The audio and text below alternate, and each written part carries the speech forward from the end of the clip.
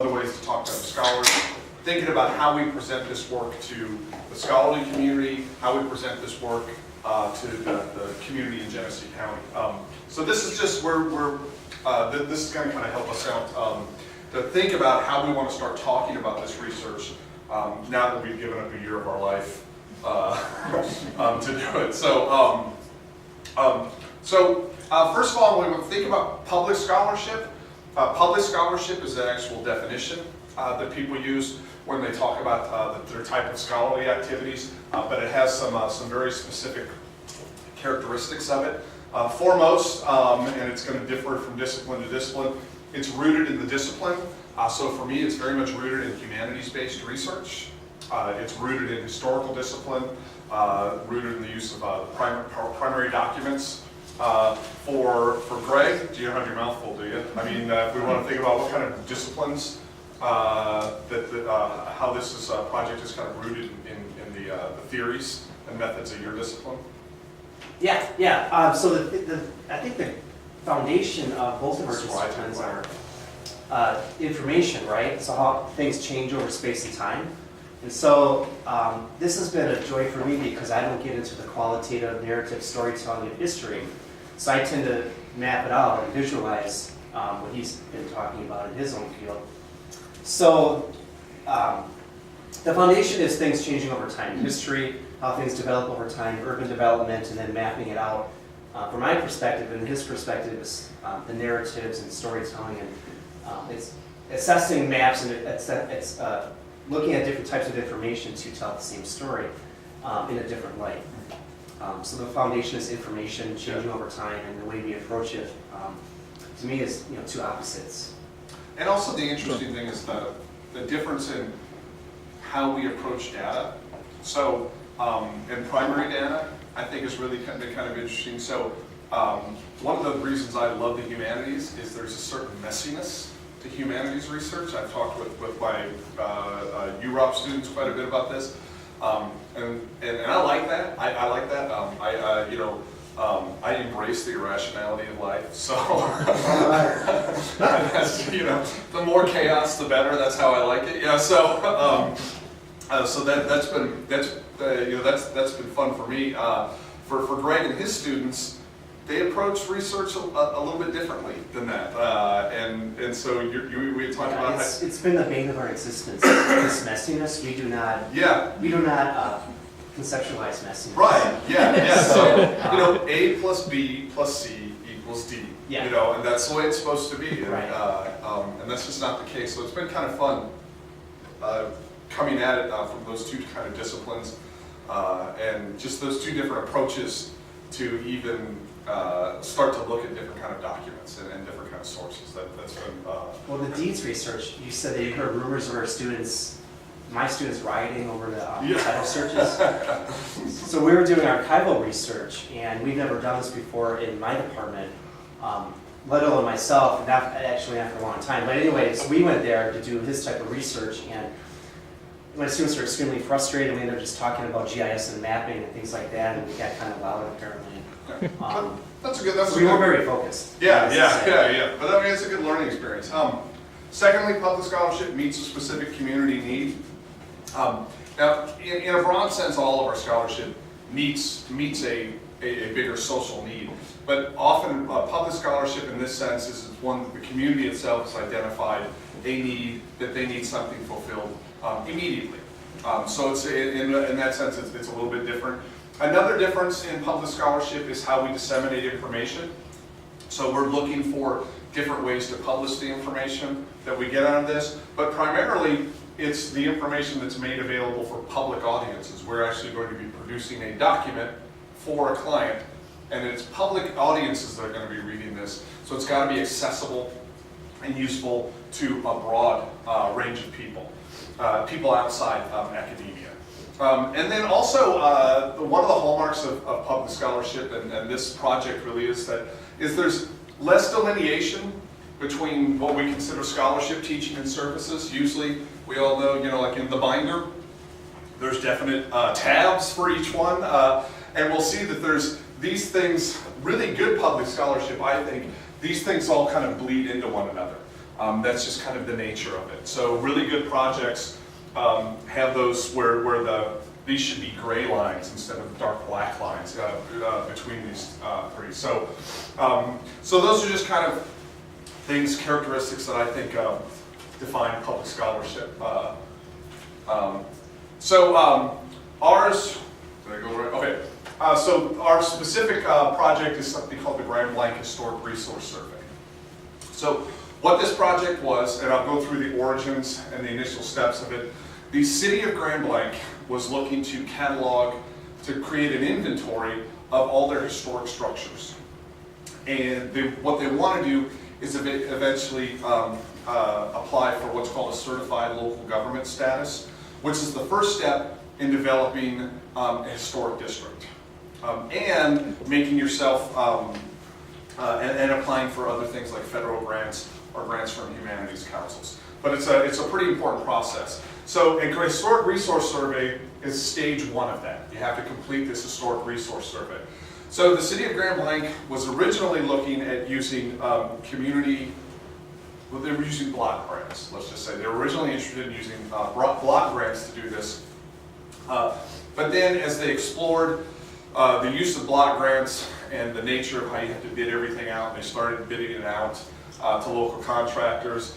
And the amount of money they had reserved for the block grant, the kind of bids they were getting was exceeding the amount of money they had reserved for the block grant. And it wasn't so much the price of the survey, it was all the different projects they wanted that block grant for. They didn't want this survey eating up the whole block grant. So they started to look for different ways to approach how to get a historic resource survey done.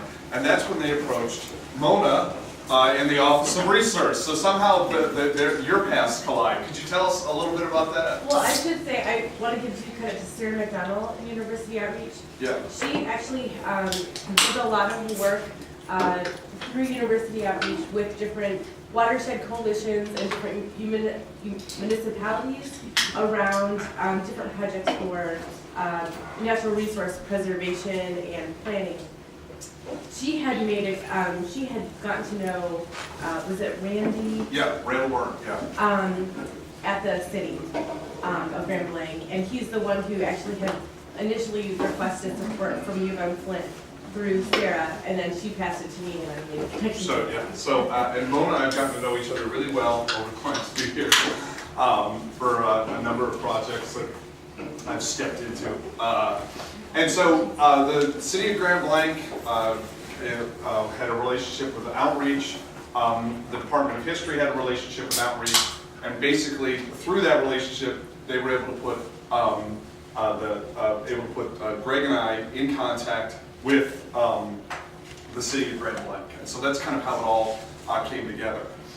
What we decided was that the community block grants were not the way to go. They didn't want to go that. So we sit down and explored some different options. And myself, along with the Assistant Director of Finance, or the Director of Finance and Assistant City Manager, Wendy Jean Burr, who's actually a master's student here, we developed a grant to the Community Foundation of Greater Flint from the Grand Blanc Fund for $5,000 to help support the project. And we applied for the grant, we got the grant, I wrote a letter of support in addition to that. And from there, then I got my hand slapped because I went, we did this first before going to the Office of Research. So I had to, I put that on. So then I was admonished for that, for that. So I don't have that on there, but that was part of the process. A learning step. Right, a learning step, yeah. So we had the funding, we had the external funding. Then we came to the Office of Research, and we spoke with the folks in the Office of Research about what kind of tools they had, and of course we used the Undergraduate Research Opportunity Program. So from there, our initial steps were actually, Greg and I met with the clients, the people who wanted this historic resource survey to develop the criteria. Okay, so you want us to find out the old buildings, what constitutes old? Right? What constitutes a historic structure? And so the client themselves, we worked with them to kind of develop the criteria for what would constitute a historic structure. What they came up with was they want anything built 1930 or newer, or 1930 or older, because 1930 was the year the City of Grand Blanc actually incorporated as a separate political entity. So that was what we arrived at. Then we hired a student through UROP in the summertime to work with the client and develop an initial list of properties. And the list has stayed to about 138. It's gotten a little bigger at some points and then shrunken and gotten a little smaller, but for the most part we've been right around 138. And so we had our student go out and get this initial list, and then from there we started, when the fall semester hit, we started actually going out and doing some of the survey work, some of the archival research, with additional UROP students. We brought in students from Earth and Resource Sciences, and we brought in students from the history department. And they were doing survey work, such as going out and taking pictures. I've got one here. So they were doing some survey work. They have to go out, they have to take pictures of the properties. They have to document. There's a specific form required by the state. For short, it's called a Ruskin form. And there's a specific form that the state requires that there's basic information they have to get on architectural features. And most importantly, when we think it was built. That's the big one right there. So that's survey work. Then archival research. They also have to do archival research. We actually have Brandy's one of our students being funded through UROP doing some archival research for us. They have to slog through records at the deeds office. 1 year students don't like to do. Yeah. So, That's true. and Brandy can personally attest to this messiness of humanities research. I've actually had a lot of students comment on, wow, this foundational element of American society, property, right? That's one of the sacred cows we have in American society, property. And the degree to which it's so informally and chaotically cataloged, they were really surprised about that. So if you think that suddenly, do not visit the Register of Deeds office, because that might pull the rug out from under your belief in American democracy if you think it all rests on property. But those are some of the, so in addition to archival research at the Register of Deeds office, we also have an incredible rich resource of genealogical data available to us just up the street. The Flint Public Library has the second largest OpenStack genealogical reference section in the state. Most genealogical sections are closed stack, and there's actually always a, in fact I was just there this morning, there's always a volunteer there from the Flint Genealogical Society that's always there, so if you're going in there, then you can say, okay, I found a name, how do I find out where they were born, where are they from, what kind of records and stuff, so they can help you through all that stuff. So, and for this project, it was mostly the deeds office, Flint Public Library, and then of course the research records and data available out in Grand Blanc at the Grand Blanc Heritage Museum. That was another place we did some of the archival research. And then we're just now entering kind of the analysis phase. So we have some findings we've been able to determine based on this, but we're now just now entering the analysis phase. And then publication. I mentioned before that we're actually creating a document for this. But one of the things Greg and I are trying to do is we're trying to think of different ways, different avenues for publication. So do we look at journals such as journals related to civic engagement? Do we look at journals, discipline-specific journals? There is a journal of historical geography, so something along those lines. So we're just kind of trying to figure out where this is going to fall for us in that sense. So the contributors for this project, principal investigators, Greg and myself. The Office of Outreach, of course, was very instrumental in this. And then, of course, the Office of Research has been very helpful in helping us and those UROP students going out and doing some of that initial archival research and field survey work. So a good example of the field survey work and the time-consuming nature of this is you might pick a Friday to go out and do some field survey work. And it's beautiful for 2 hours, But then, you can't go out and take pictures of a house in the rain. You can't take pictures of a house in October because everybody has decorations up for Halloween, So you can't take pictures, they don't want pictures of the homes when they're covered in snow. They want to actually see what the landscape of the house looks like. The client wants that. So we had a very tight window when we could actually go out and do the field survey work, and it's very time consuming. So these UROP students were instrumental in being able to do this for us. And then of course, and Brandy can attest that the time-consuming nature of Office of Deeds research. So this type of research too is, and I'll show you the narrative that comes out of this, I always tell my students is, if you consider like maybe the 200 to 250 word narrative that comes out of this, you will never do more research to produce so little text in your entire college career than with this project.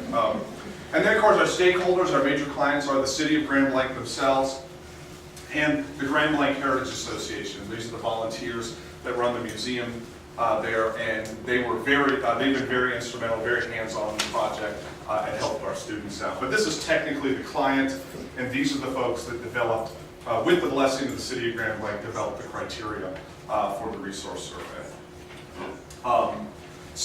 Findings so far, and I'll hand this off to Greg in a second. Some of the findings, so this is an example of what the Ruskin form is. So you can see it's got the address, year built, architectural style, some specific features. This is that brief narrative that gets written for each one of these. Very, very little narrative. But the property was purchased by Herbert Walker, who then transferred the ownership to his son, William Walker. So those are the types of records, those kind of narratives that we get out of this. You can see the genealogical information here. He served as Justice of the Peace for 26 years and a deacon. So this is this extra stuff that they can maybe find over at the Flint Public Library. Because in the end, even though these are about properties, what the client wants to know is, about the people that are associated with this property. It's the people that actually give these values, that give value to the property, not necessarily the architectural style or the age of the property, but who live there. So they really want to know that stuff. So one of the things we found is that it really kind of challenges a traditional neighborhood, a traditional narrative of what Grand Blanc thinks of itself as kind of this pastoral community. They think of themselves as very much a agricultural community, or kind of this kind of pastoral community, well up until maybe the mid-century, the 1950s or 60s. But what we found is there's actually quite a building boom, and Grand Blanc becomes very quickly incorporated part of the larger metropolitan region of Flint, as early as probably like 1950. That's one of the interesting things about it. We've been able to identify some very distinct historic neighborhoods in the City of Grand Blanc that are developed for specific reasons. So there's what's called the Davis West Edition that was developed, which was what used to be really the center of commercial agriculture. Used to be in that area, and then of course the oldest neighborhood, the Grand Blanc Village Center, are one of the things we found. One of the things we definitely found, and Brandy, maybe you can tell us a little bit about this. The nature of informal land agreements. So Brandy's one of our UROP students, so can you give me say a little bit about that? I can give you quite a few little informal agreements where you're looking through the deeds and the deeds office. You may find some guy that owns a property and then hands it off to his son, but the son's never listed, it's only listed later on. Yeah. Literally, you're right, the deeds are a mess. Yeah, the deeds are a mess, because when you go to look for what property transfers are only legally recorded for a couple of reasons. One, if somebody dies, and it's part of a probate, all right? But like land contracts, which is something similar to a mortgage, they don't have to be recorded with the state. So it's not uncommon for somebody to buy a house in 1880, or buy a property in 1880, and then sell that property informally over the course of 30, 40 years, is that 30, 40 years. You might find him in the 30s, but Yeah. then there's a will in 1940 and you never hear from him. Yeah, so you have this, so it could go through several different owners, but it actually doesn't show up until it's actually recorded officially. It doesn't show up in the official documentary record. And there's a lot of that going on in Grand Blanc. And I suspect that that's probably, if we were to do some research in another town around, if we were to go to places like Fenton or Linden or Flushing, or some of these kind of out-county towns that have quite a history to them, I would suspect we'd probably find the same thing there. That'd be my speculation. And then the nature of deed restrictions. We found a number of deed restrictions. Deed restrictions are different than zoning. Zoning puts the impetus on the state to enforce that. So if somebody breaks a zoning enforcement, it's the government that actually enforces that code through whatever process. Deed restrictions are civil matters. Deed restrictions are things people put into the deed that says you can only do this with the property, you can only do that with the property. And if somebody violates it, it goes to civil court. So these are very popular in the South and Southwest, where you have much more conservative governments, much less intervention government into local municipal matters. So we found deed restrictions about what kind of house could be built there, what's the minimum value of the house that can be built there. So it's got to be so big, it's got to cost so much, they're looking for a certain quality of living there. Brandy found deed restrictions related to race, about reselling the home. They can only be sold to Caucasians or something like that. So we found a lot of interesting stuff that came up in the records. And again, deed restrictions are one of the ways that we could read into the values of a society, right? We can determine what type of quality of life they're looking for and how they're going about doing that. So those are some of the things that have come out. And so, Yeah, Tom, go ahead. I just wanted to ask you now, were all the buildings that you looked at, I may have missed this, were they residential, or were some were there any business buildings remaining from that time? Oh, perfect. There's very few business buildings. There's one tiny little commercial strip that's basically right down there at It's hard to find. On Saginaw Street and Grand Blanc Road, Okay, right there. yeah. Very few. And of the commercial businesses that are there, some of them are in former residential businesces. Right, yes. But then we did find evidence of some of these houses actually housing a business of some. So there is something in Laura and Timothy's shop, which is a little shop right there in Grand Blanc. That was actually a veterinarian. That was at first it was a veterinarian that worked there, and he actually had his clinic on site, much farther back from the road. So that was one of the ones. They had the house built there, but there was actually a commercial site at the same time. But for the most part, there's very few commercial properties left. And even so, the commercial properties tended to be densely located right around Grand Blanc Road and Saginaw Road. And what remains there, and if you'll notice that on the, if you know anything about Grand Blanc, on the west side of Saginaw, of Dixie Highway, there's a few buildings left. Okay. But on the east side, there's really nothing left. It's all newer development. And you don't see any other older development until you get down the street a little bit, and there's actually a building there. It was a Chevrolet dealership at one time. Yeah. I'm sorry if you covered this, and I'm still new to Michigan, but Michigan probably has a historic designation. And are there very many homes there that There's a have few. that? There's one on Hill Farm. There are a few what they call centennial farms in Grand Blanc Township. There's one state historic structure, which is the old church, which is now the Grand Blanc Heritage Museum in the city of Grand Blanc.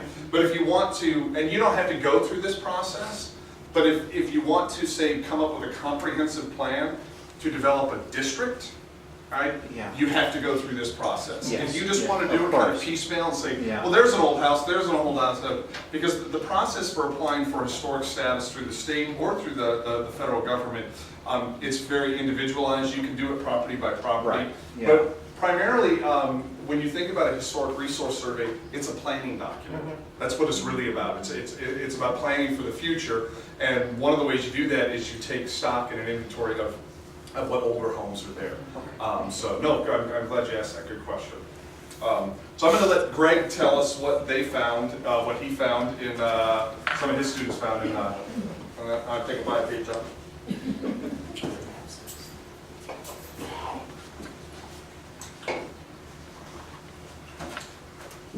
Okay, so I'm the map guy, and when Tom approached, just to let everybody know, So my deal is maps and spatial information and things of that nature. So, you know, when Tom approached me to help him with this project, we went to the Genesee Township Historical. The previous resource survey for the township, right? Oh, the township, yeah. So we looked through that, and a colleague of mine helped build that document. So what was inside were maps, and I'm like, yeah, I can definitely help out. To make some maps, you know, supplement or complement the narratives at times in that report. So what I've been doing so far is I have had UROP students as well as my classroom students through a class called Historical GIS to help map these items and map these properties and map these neighborhoods. So I'll go through a few preliminary draft maps that the UROP students as well as students in my class, Historical GIS, and GIS is just a fancy acronym for mapping information. Okay, so behind each one of these maps or the layers or any of these points there's some sort of spatial reference like an address or something like that. So what we've been able to do is obtain a lot of hard copy paper maps that we want to put in a digital format so that we can fancy them up and put a legend, a scale bar, and put other layers of information. So these are some of these maps that we've been working on so far that will go right into the resource planning document. So again, in terms of the resource planning document, these maps will be sort of the icing on the cake, right? And help us visualize the neighborhoods, densities of historical homes, historical schools, which is what these points are showing us right now, so that we can conceptualize the development of Grand Blanc. So not only will we have the narratives, we'll have a bunch of maps that will show you know, the development patterns here. We're looking at 1873 early settlement patterns. So we have Saginaw Road, the railroad, some of the commercial development, which is on top of a current photograph of Grand Blanc. So this idea in geography, there's a huge problem with maps because they're a snapshot in time, typically, right? Every map is outdated as soon as it's printed.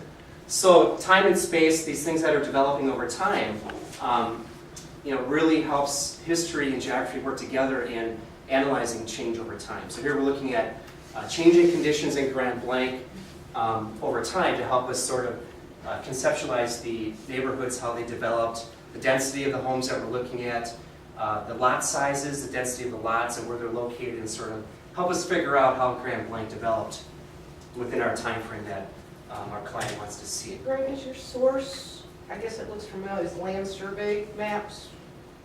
Yes. Yeah. So this is a scanned, what you're seeing here is a scanned image of 1873 basic land use conditions, the road networks, you know, some of the major transportation routes. So what we did is we basically, Tom gave me a bunch of different maps that I scanned with a digital scanner and as JPEGs, as photographs essentially, put them into the software, and then from that point we can add different layers of information to this base map essentially. So here we have the early schools of Grand Blanc, or the Grand Blanc area, and the road networks and this pre-settlement land use, land density conditions in 1873. Just, So, Greg, yeah. one other thing, now, does Gibsonville still exist? Because I had never heard I'm of new to it. Michigan too. Yeah, you and I are new. Your guess is but- as mine. Gibsonville doesn't, just to give you guys two, is Yeah. sections 9, 10, 15, and 16 are the city of Grand Blanc, basically. You're looking, this is our survey area. So this would be Gibsonville, Wakeville, which doesn't exist either anymore, so that's kind of up in these areas.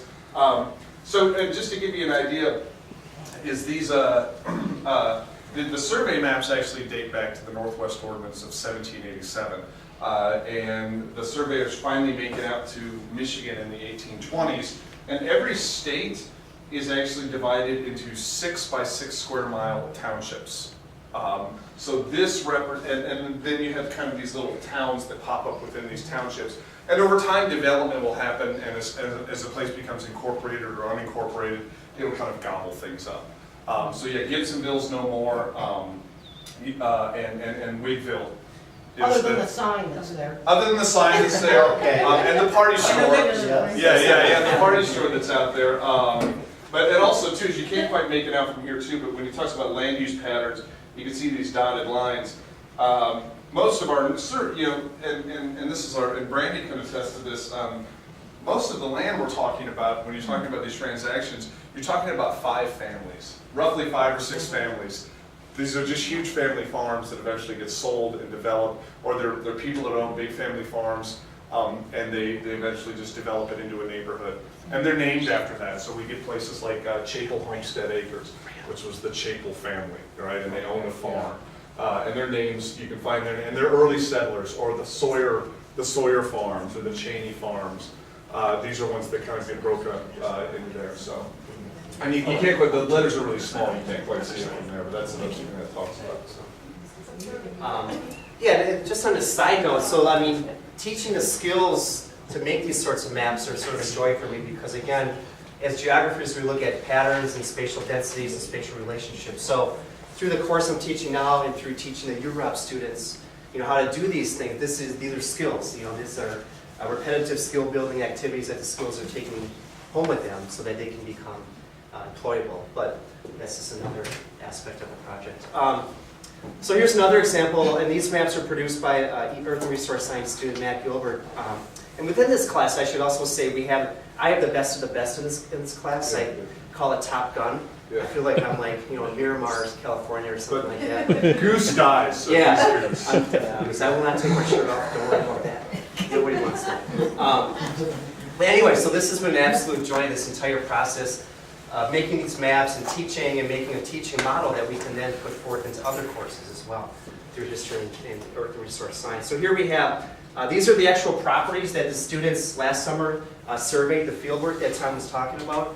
So each one of these properties has an address, right? So with these addresses, we can then map them using sophisticated softwares such as GIS. But so anyway, what we're looking at here are the properties. You can see right away we have these dots are the historical structures that were deemed part of the resource survey. So we have them plotted on the map. We have the historical neighborhoods, which are historical platted subdivisions. And these are sort of the proxy for the neighborhoods, as I can see. So we have the density of these structures themselves, and we have the colored polygons here representing the neighborhoods. So we can see what's been happening. If you look at spatially, how things are orientated. These are the road networks. We have a current picture of Grand Blanc behind everything to give us this perspective of how things look now, ground truth data essentially, how things look now, and how things looked back when these structures were built and when these historical platted neighborhoods were essentially platted. So we brought in a lot of different layers of information to show these densities of the structures, how they relate to Main Street, Grand Blanc. And so what we're trying to do then is show this information to the clients so that they can conceptualize again, essentially link up the narratives, the stories behind these structures and look at how spatially they're orientated via map.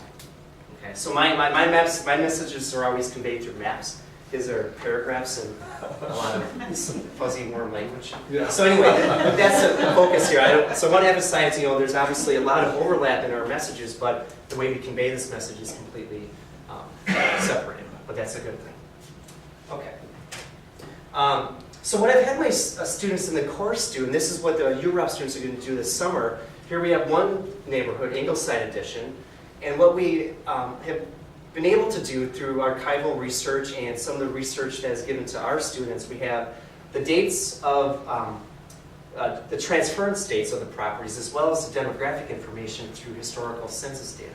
So prior to 1940, we don't have fancy maps that we can look at to look at the marital status, the age of the occupants, origin, where they came from, occupation, things of that nature. So so as a geographer, this is great. Like this has hardly ever been done before in terms of mapping census, demographic and census type information as it changes through time. So here we have 1900. We have the age as to who owned these properties in Ingleside Edition, and then we have 1910. So here we're showing change over time series map. So through this process, as well as what's going to happen this summer, we're going to show different types of demographic information via sequential maps, essentially. So we can see how things are changing in terms of the age of the occupants, or at least whoever owned the property through time. We're going to look at where they came from. We're going to look at their occupation, if they were managers or laborers or farm workers or whatever. So this is basically going to be the icing on the cake in terms of the resource document in the fact that we're going to have for each neighborhood and each property. So these are the properties of where the structures are located. So we're going to show essentially how these neighborhoods developed at a micro scale, where these properties will show different categories of information. So not only age, like I said, we'll show different types of country of origin, state of origin. So a lot of people came from New York to Michigan, so we'll see a lot of different information related to where they're migrating to. So for the entire study area, Grand Blanc will have these different neighborhoods, and we'll be showing different demographic information through time via these So- maps. In looking at the coloring, say you take this big box up on the upper left, Mhm. that's all dark. So those guys were all old Yeah, in 1900s. Yeah. And then new, younger people came into those properties 10 years later. it appears so. Yep, Okay. yep, And yep. what we think we're gonna find when we take a look, this is the central neighborhood, this is Grand Blanc Village Center, Ingleside Edition. So you see Saginaw Street, Sawyer Place. If you were gonna think of where the intersection of Grand Blanc and Saginaw Street is kind of right up here. So this is the oldest neighborhood in Grand Blanc. What we think we're gonna find when we take a look at this from when we kind of back up and take a look at it on as macro a level as you can get in Grand Blanc, we think we're gonna find much younger neighborhoods in the surrounding, the newer developments that pop up in the teens and the 20s. Because this is a very old neighborhood in terms of age of homeownership. And Greg and I were talking about that. You have to remember, is 100 years ago, death is really something that's associated with youth and not with old age. You know, if you were lucky enough to live past 5 years old and then got past that window where you're going to get killed in a factory or a farming accident, you were probably going to live to a ripe old age. So this is a very old neighborhood in terms of that. And so we're interested to see what comes out of those other ones. That's what we think is we're going to see, but until you actually map the data out, we don't quite know. Right. So we'll be looking at this at a citywide scale and then focusing on different neighborhoods. And these maps will be placed in the resource document. I think the city is going to be highly interested in looking at these patterns, and that that can speak to the economic vitality of Grand Blanc when it was developing in terms of how old people are living until as well. So again, this is very exciting, and there's not that many people that are doing this sort of thing, and so I think we're really onto something. Yes. When a parcel is coded for age in one map and not another, does it indicate that you just don't know who the owner was in that next, like the? There's that one blank hole up in the upper right. Well, I'm looking at that L, the L, and then right to the left of it, that parcel. There's no age data. This one here. No, the one To below. the left of it. No, the one right under the L. This one here. No. No. Next. Right Right there. in the middle. Next to it, Right yeah, there. right there. Yeah. So there's data in 2010, Yeah. 1900. Yeah. Sorry, but not in 1910. No, that's an excellent Is point. that- That is the nature of our archival documents and the messiness. That's why we are so frustrated with people like Tom and the messiness and how you embrace it. We do not embrace it because for that exact reason, there's gaps in the data. And for me, I don't sleep at night when I hear that sort of thing. So we do not want gaps in the data, but that, So you can't confirm the data, you just don't. can't confirm it. You just- Because Tom can explain why. and if you think about the nature of like historical research, all right, and this is and even our history students aren't used to this, all right. And this is just the nature of local. I mean, my background's in urban history, so all of the research I do are on local documents and local people. And what you find when you do these kinds of documents, and this is a really good example of this gap in the data, is you find breadcrumbs. All right, that's really all you find. You find a lot, and what you do is you hope, and the more breadcrumbs you have, the better. And then you take those breadcrumbs and you place it within a broader context about what you know about Grand Blanc. You place it into a broader historiographical context about what other authors are saying.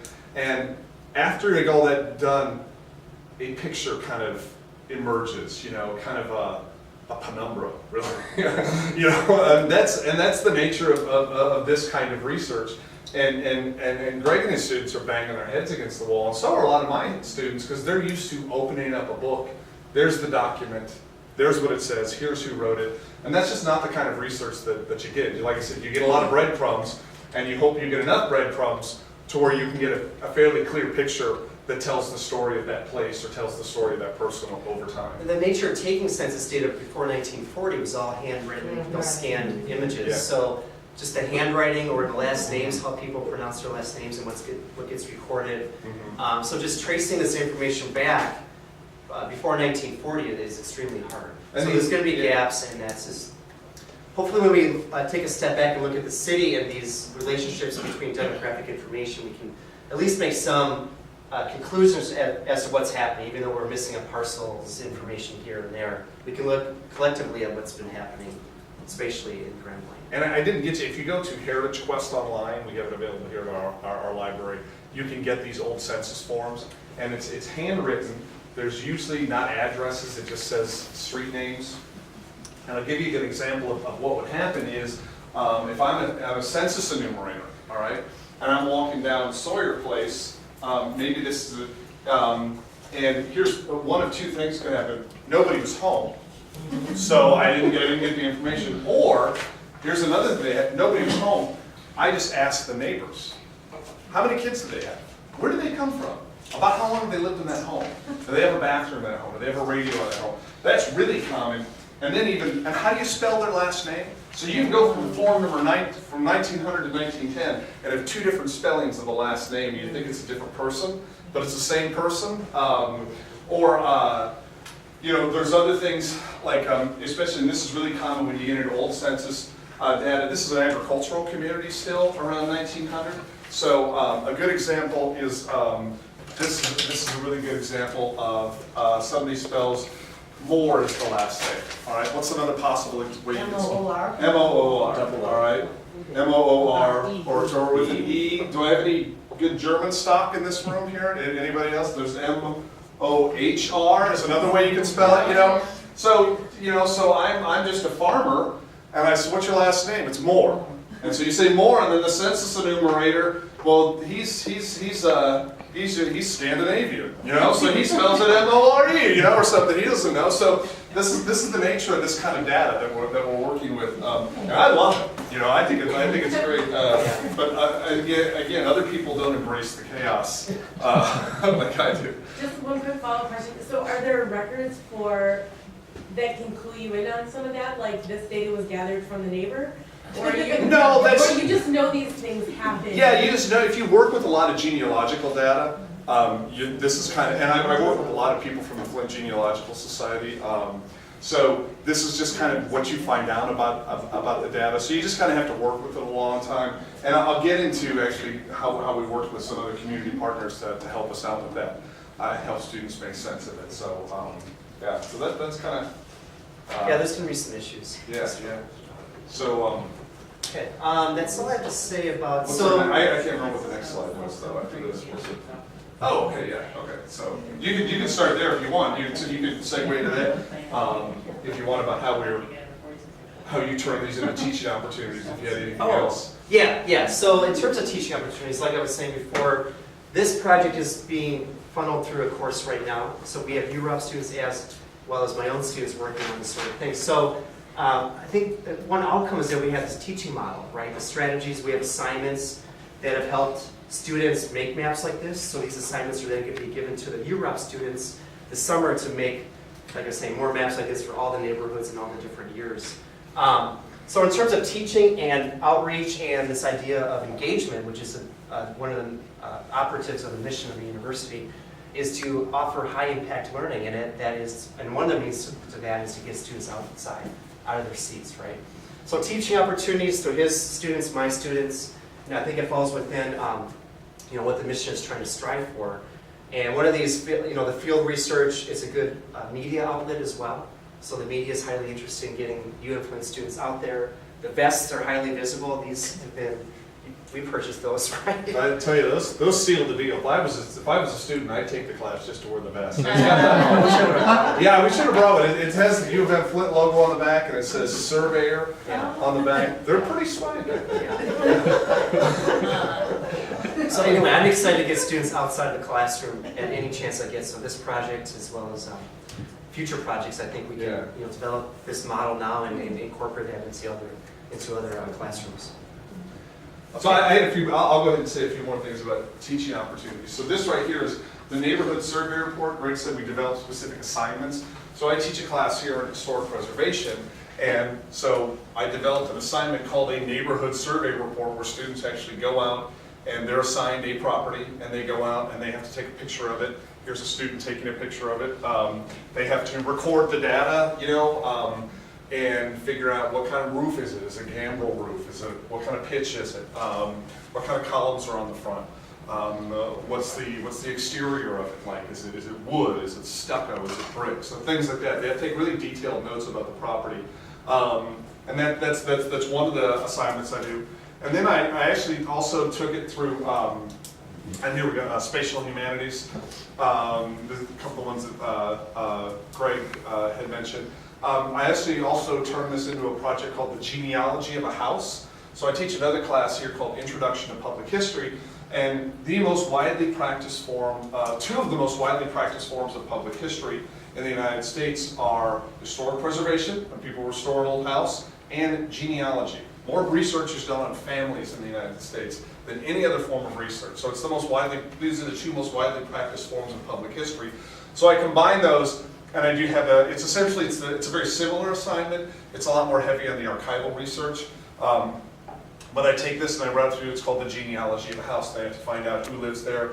I actually have speakers come in from the Flint Genealogical Society about where they can find resources about family history.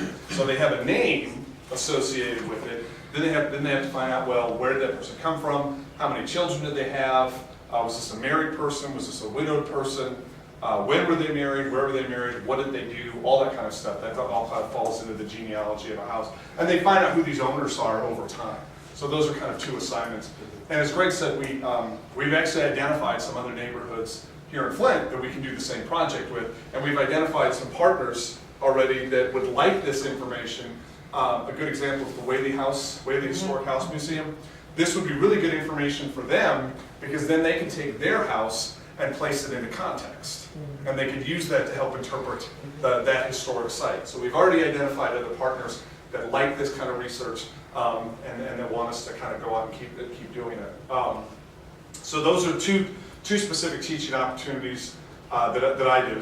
Like I said, it's roughly the same assignment. And here are students actually working with Dan Harrod. He's the head of the director of the Grand Blanc Heritage Museum. And I think he's president of the Grand Blanc Heritage Association. So they're kind of out there doing archival research with the community. So civic engagement opportunities, as we said, look at how bright the vest is right there. It's student community exposure. Students are out there. We got a lot of good exposure on this. We had some interest from the Flint Journal. Mel Cerro has been very helpful in helping us kind of get the word out about this project. So just having students out there in the community conducting field work. When they're out there, people stop and ask them questions. What are you doing? We actually, for student safety, we actually sent out several press releases and several notices. We sent out letters to people telling them, look, we're going to have students from UM-Flint out there doing field work in your area. And it turns out that we came to find out that people in Grand Blanc were actually looking for them and waiting for them to come by so they could stop and talk to them when they came by look at the house. Greg and I have been at the city council to give them updates on the project. And I've actually had students go, basically because they've happened on teaching days, they've actually given updates to the Rotary Club and the Chamber of Commerce, just to kind of give them updates on where the project is, what they're doing, kind of a little background on the project of how we got involved in that. And then we had this community forum. So here's our posters here. We did the community forums with kind of twofold. One, we wanted to let people know how we were using this project, how we were using it as a scholarly endeavor, how we were using it as a teaching project, and that's where our posters came up. So we came up with these ideas about how we're using it as a teaching project, so we let people know that.